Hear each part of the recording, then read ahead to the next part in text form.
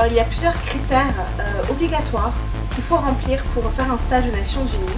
Tout d'abord la durée des études, il faut avoir un minimum un bac+4. Il faut être aussi inscrit à l'université au moment où tu fais ta candidature et aussi tout au long de la durée de ton stage. Ça c'est important. Une première expérience à l'international, c'est clairement un avantage dans ta candidature. Il faut aussi évidemment avoir un très bon niveau d'anglais.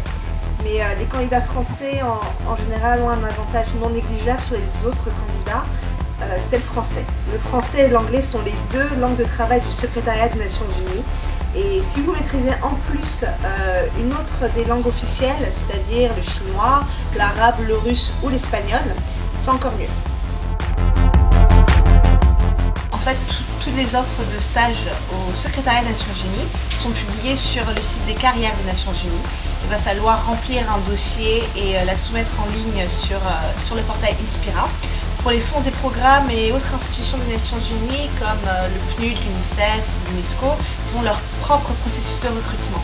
Donc les informations vont être données directement sur leur site internet. Et si j'ai un conseil à te donner pour maximiser tes chances d'être recruté, c'est d'être actif dans le monde associatif.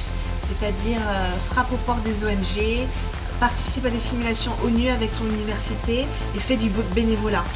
Pense par exemple au stand UNICEF en période de Noël, ils recherchent beaucoup de bénévoles partout en France.